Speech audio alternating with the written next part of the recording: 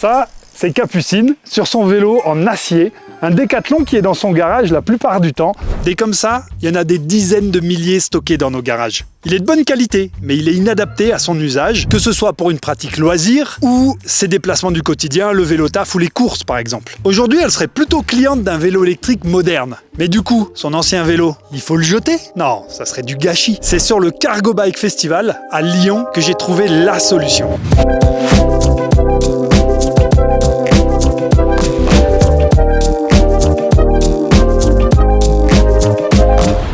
Et bien nous voici au Grand Plateau à Lyon et on va amener le vélo désassemblé chez Dinello Cargo. Appel en cours. Salut Max. Salut Phil, ça va? Super. Bienvenue au Grand Plateau. Merci. Je te fais rentrer. Allez, je te suis. Ici, c'est un lieu dédié au vélo dans la métropole de Lyon. C'est 37 entreprises du vélo qui travaillent à plein de niveaux différents. Il y en a qui sont dans le digital, il y a des réparateurs, il y a des électrificateurs, des constructeurs. C'est un lieu en autogestion, donc c'est les gérants de chaque entreprise qui gèrent l'association du Grand Plateau et qui prennent toutes les décisions. Nous, ça a été un vrai plus pour nous de nous installer ici parce que en tant que petite entreprise, très petite entreprise, on a tout de suite été au sein d'un collectif trempé dans le vélo, donc au courant de ce qui se passe, mais aussi avec une voix qui porte dans le milieu lyonnais du vélo, autant que des gros acteurs ou des acteurs installés depuis un petit moment. Eh bien, bienvenue. Là, c'est notre espace bureau stockage, donc tu vois, ton cadre, il va être au chaud avec tous les autres. Avec ses copains. On a un petit peu de tout, on a beaucoup de Décathlon qui étaient très bons cadres à l'époque. Que des vélos acier. Pour la longévité, c'est vraiment plus intéressant, résistance à la fatigue, etc. Puis nous, on aime travailler cette matière-là et on essaye de leur remettre dans les pattes les 30 ans qui viennent déjà de passer, quoi. Et en quelques mots, c'est quoi les critères, vos standards avant de récupérer un cadre? Alors déjà, il y a un standard de taille, hein. Il faut que ça soit du 135 à l'arrière. Et après, sinon, c'est vraiment un standard de qualité, c'est-à-dire aucune rouille, bien axée, pas de craquelure, de fissure, etc. Pas tordu, pas de pète, rien du tout. Si on a un doute, on éjecte le cadre pour vraiment garantir un maximum de qualité. Moi, je pense que le cadre que je t'ai amené, il est de bonne qualité. Ouais, ça a l'air d'être un super cadre. C'est du solide, hein, ça sent que là, on a des bonnes épaisseurs. Les pattes Ritchey, franchement, j'en avais jamais vu des aussi belles. C'est fait pour durer. Là, c'est là que la magie opère. Notre savoir-faire, c'est le soudage de tubes fins. On va découper ton ancienne douille de direction, la gruger avec notre angle qui est de 18,5 et on va venir mettre une nouvelle douille ici en 1 pouce 1/8. Beaucoup plus longue. Plus longue pour pouvoir mettre du 20 pouces en dessous. Et nous, ce qu'on dit qu'on crée un 3e triangle. Tu as le premier et le 2e et on vient créer un petit triangle ici avec notre avant cargo.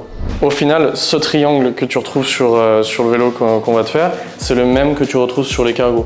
Dans tous les cas, tu as toujours une rallonge de 40 cm qui vient se rajouter, hop, avec un stop peinture à pas dépasser, pour les charges avec des grandes surfaces ou pour venir tresser ici, rajouter une charge à l'avant.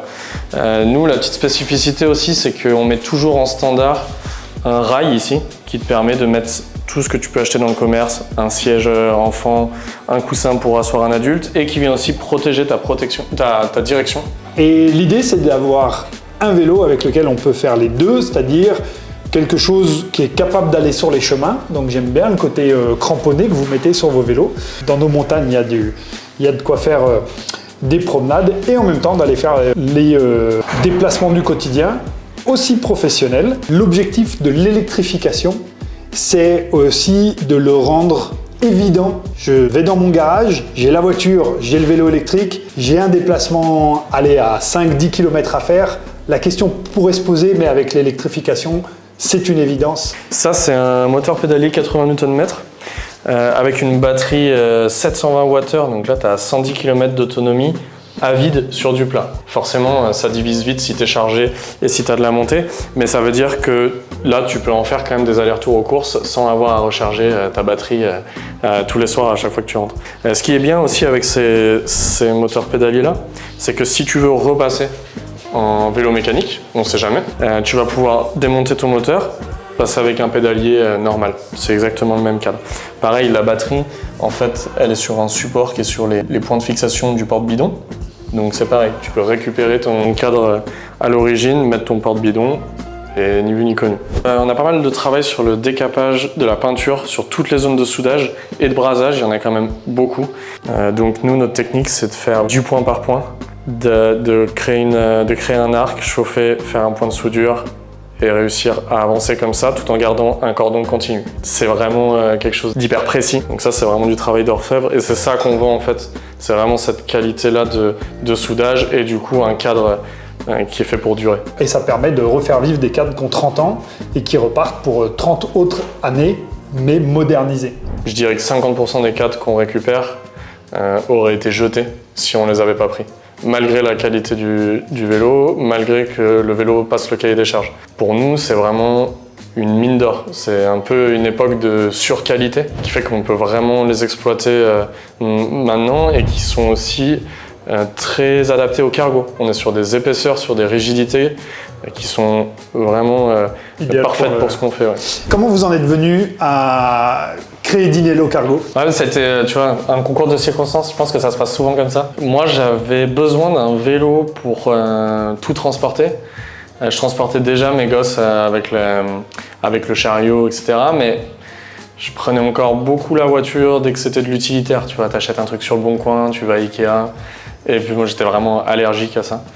Et du coup, je voulais me fabriquer un vélo. Puis j'ai appelé mon ami d'enfance, Max, qui soude pas mal. Et je lui dis, est-ce que tu as 2 samedis à m'accorder? Il faut que je fasse un vélo.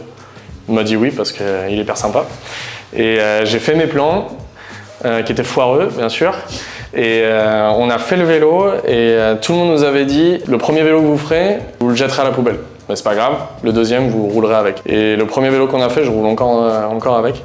Et ça a été un petit peu l'histoire de Dinello Cargo. On voit que les gens prennent du plaisir à faire un vélo à leur image aussi. Ne serait-ce que le fait de pouvoir choisir 250 couleurs, de pouvoir en associer plusieurs, on voit que les gens prennent vraiment du plaisir à réfléchir à ce qu'ils veulent. Ils ont choisi les composants, ils ont choisi leur couleur, la couleur des autocollants. Des fois, ils viennent aussi faire des choses avec nous. Ceux qui sont intéressés, on va leur faire un petit peu commencer à souder sur des pièces. Du coup, ils font des erreurs. Et ces erreurs-là, on les retrouve sur le cadre après la peinture, mais c'est la leur. C'est leur erreur, tu vois. On vend des vélos aussi avec une expérience. Ils viennent, ils voient comment on travaille, ils choisissent leur cadre, ils peuvent passer sur le bike fit un peu pour avoir la position dont ils ont envie et derrière ils choisissent leur couleur et ils se font plaisir quoi. Et nous ce qu'on voulait aussi c'est que le cargo soit très adapté à la ville. Moi quand j'ai commencé ça, on avait un garage à vélo collectif hyper blindé, un peu à cause de nous aussi parce qu'on avait trop de vélos. Je pense que tu connais ce problème-là. Mais on pouvait pas stocker un très gros vélo cargo. Il fallait qu'on transporte 2 enfants et qu'on puisse le ranger facilement. Donc déjà, on a fait quelque chose de compact et d'assez court finalement pour pouvoir le ranger. Mais aussi la possibilité de le mettre debout pour vraiment prendre moins de place qu'un vélo classique quoi finalement. Là au sol tu vois t'as 60 cm par 50 et même tu vois de pouvoir monter le vélo chez un copain, le mettre sur un balcon ou le laisser dans le couloir si t'as pas envie de te le faire chourer, c'est quand même des choses qui arrivent souvent. De se balader sereinement avec son vélo, de savoir que de toute façon s'il y a 4 marches à monter, tu le prends, tu montes avec.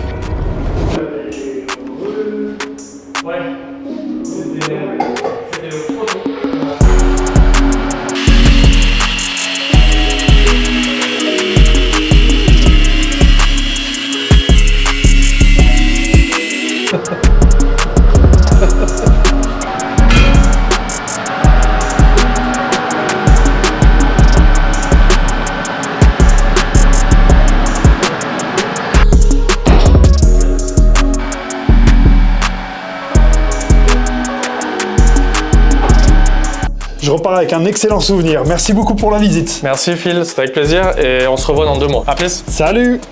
Allez, top, on a posé toutes les pièces. Maintenant, la conception est dans les mains de Maxime. Et nous, on se retrouve ici pour la partie 3, pour la révélation du vélo cargo. Ciao!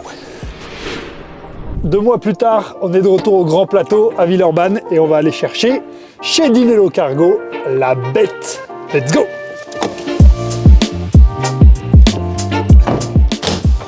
Salut Max. Salut Philippe. Tu vas bien? forme? Allez bien. Et voilà, ça rend bien les couleurs. Hein.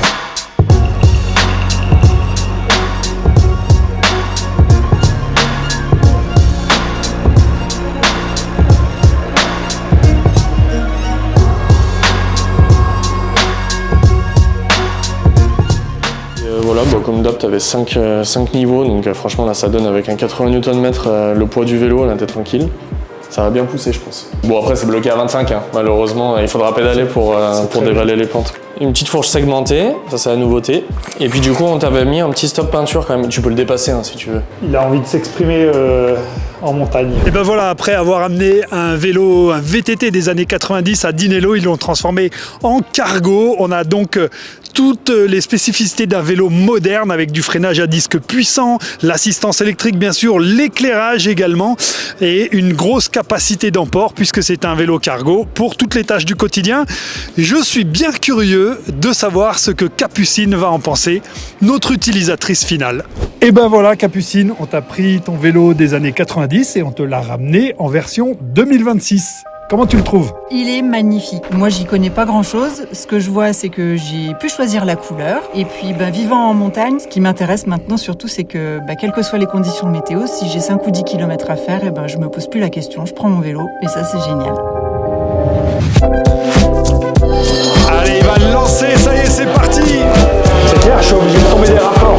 Engineer, I should have remembered the drivetrain. Oh, ça c'est moche.